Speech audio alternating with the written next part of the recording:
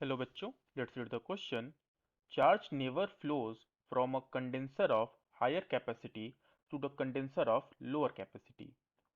और रीजन जो दिया हुआ है वो है flow of charge between two bodies connected by a thin wire is determined by the charges on them. Question में पहले स्टेटमेंट दिया हुआ है कि कभी ऐसा नहीं हो सकता कि हाई कैपेसिटी वाले कंडक्टर से चार्ज जो है लो कैपेसिटी वाले कंडक्टर या कंडेंसर में फ्लो हो जाए।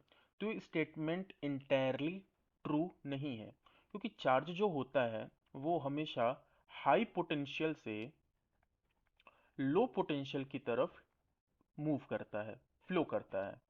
तो यहाँ पे जो चार्ज का फ्लो है वो कैपेसिटी से नहीं, पोटेंशियल से देखा जाता है।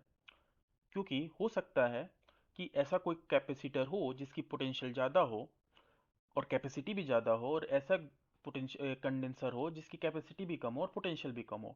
तो वहाँ पे हायर कैपेसिटी से लोअर कैपेसिटी की तरफ जो चार्ज है वो फ्लो कर सकता है। तो असर्शन जो है हमारा वो गलत है। सेकंड, जो इसका रीजन दिया हुआ है, flow of charge between two bodies connected by a thin wire is determined by the charges on them. ये स्टेटमेंट भी गलत है, क्योंकि ये जो चार्ज फ्लो ऑफ चार्ज है वो चार्ज पे नहीं, जब उन दोनों बॉडीज के पोटेंशियल पे डिपेंड करता है।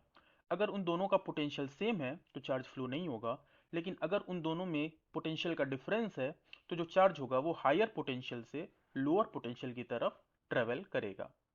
सो असर्शन भी गलत है और रीजन भी गलत है। So option D will be our correct statement.